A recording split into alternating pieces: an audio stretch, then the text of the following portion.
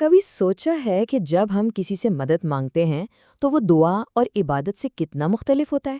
آج ہم ذرا اسی باریک سی لائن کو سمجھنے نکلے ہیں کہ مدد مانگنا کہاں تک ٹھیک ہے اور کب وہ عبادت کی حد میں داخل ہو جاتا ہے۔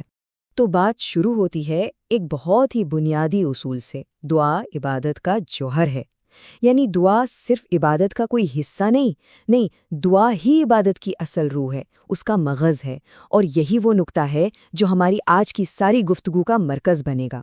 تو فوراً ذہن میں سوال آتا ہے کہ بھئی اگر دعا ہی عبادت ہے تو پھر روزمرہ کی زندگی کا کیا ہوگا؟ کیا کسی دوست سے پانی کا گلاس مانگنا بھی غلط ہو گیا؟ یا کسی مکینک کو گاڑی ٹھیک کرنے کے لیے کہنا، کیا یہ بھی عبادت کے دائرے میں آ سکتا ہے؟ یہ ایک ایسا سوال ہے جو اکثر لوگوں کو پریشان کرتا ہے، تو چلیں آج اس الجھن کو دور کرتے ہیں۔ اس سوال کا ٹھیک جواب جاننے کے لیے ہمیں ایک قدم پیچھے جا کر پہلے یہ سمجھنا پڑے گا کہ دعا کا اصل مطلب کیا ہے۔ آئیے اس کے بنیادی تصور کو دیکھتے ہیں۔ دیکھیں، دعا کا سیدھا سادہ مطلب ہے پکارنا، لیکن یہ صرف کچھ الفاظ بول دینا نہیں ہے، یہ اصل میں اللہ سے ایک براہ راست گفتگو ہے، یہ اپنی بے بسی کا اعتراف ہے اور اس کی طاقت پر مکمل یقین کا اظہار ہے۔ اسی لیے تو اسے عبادت کا سب سے خالص اور مرکزی حصہ مانا جاتا ہے۔ یہ بندے اور اس کے رب کے بیچ ایک بہت ہی ذاتی تعلق کا نام ہے، اور یہیں سے وہ سب سے اہم اصول نکلتا ہے۔ یہ جو خاص گہرا تعلق ہے، یہ جو عبادت کی روح ہے، یہ صرف اور صرف ایک ہی ہستی کے لیے ہے، اللہ کے لیے۔ اسے کسی اور کی طرف موڑنا ہی وہ ریڈ لائن ہے جسے پار کرنے کی اجازت نہیں۔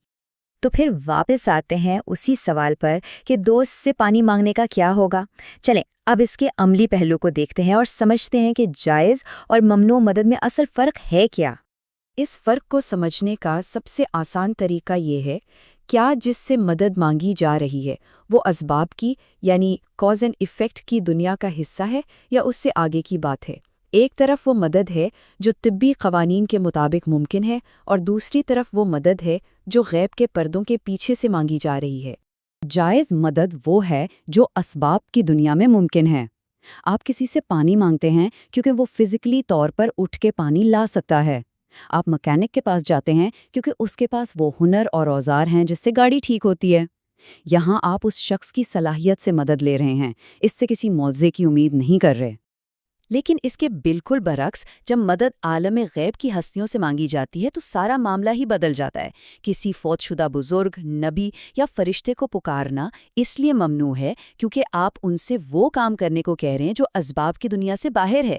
ایسا کرنا یہ ماننے کے برابر ہے کہ ان کے پاس بھی خدائی طاقتیں ہیں، اور بس یہی وہ پوائنٹ ہے جہاں مدد مانگنا عبادت بن جاتا ہے۔ اچھا، تو بات صرف یہ نہیں کہ کس سے مانگا جا رہا ہے، بلکہ یہ بھی ہے کہ کیسے مانگا جا رہا ہے۔ آئیے دیکھتے ہیں کہ کیسے ایک بالکل جائز درخواست بھی ایک خطرناک موڑ لے سکتی ہے۔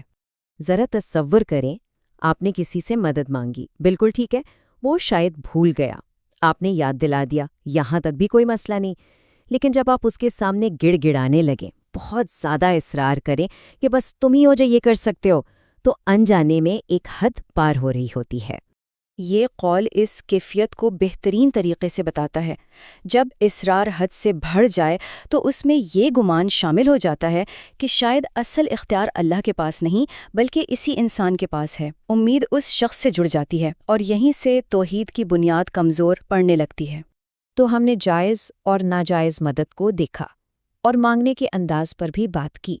اب اس اصول کی طرف آتے ہیں جو ان سب میں سب سے زیادہ واضح ہے، ایک ایسی سرخ لکیر جس میں کوئی شک و شبہ نہیں ہے۔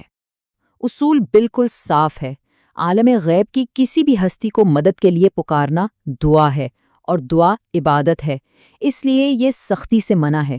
اس سے کوئی فرق نہیں پڑتا کہ وہ ہستی کتنی ہی عظیم اور اللہ کے قریب کیوں نہ ہو، کیونکہ عبادت کا حق صرف اور صرف اللہ کا ہے۔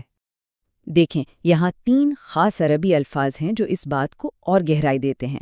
استعانت یعنی عام مدد مانگنا، استغاثہ یعنی کسی بڑی مصیبت میں فوری مدد کے لیے فریاد کرنا، اور امداد یعنی سہارا اور حمایت مانگنا۔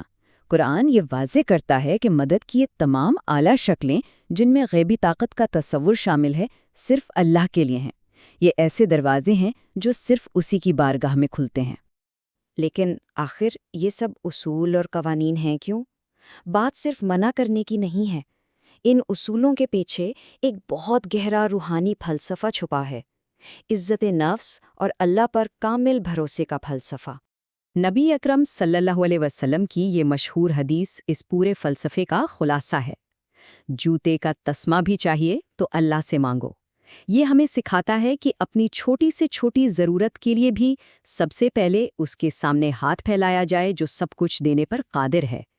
اس سے انسان کی خودداری بلند ہوتی ہے اور وہ مخلوق کی محتاجی سے بچ جاتا ہے۔ اور یہ صرف باتیں نہیں تھیں، یہ ان کی زندگی کا حصہ تھا۔ صحابہ کرام کا یہ عمل کہ اونٹ سے اتر کر اپنا کوڑا خود اٹھا لینا لیکن کسی سے مانگنا گوارا نہ کرنا، یہ ہمیں خود انحصاری اور توکل کا ایک زبردست سبق دیتا ہے۔ یہ اپنی ذات کے احترام اور اللہ پر کامل یقین کی بہترین مثال ہے۔ تو یہ سب جاننے کے بعد اب سوال ہمارے لیے ہے، آج کی اس دنیا میں جہاں ہم ہر چیز کے لیے ایک دوسرے پر انحصار کرتے نظر آتے ہیں، ٹیکنالوجی سے لے کر جذباتی سہارے تک، اللہ پر حقیقی توکل کیسا نظر آئے گا؟ یہ وہ سوال ہے جس کا جواب ہم سب کو اپنی زندگی میں تلاش کرنا ہے۔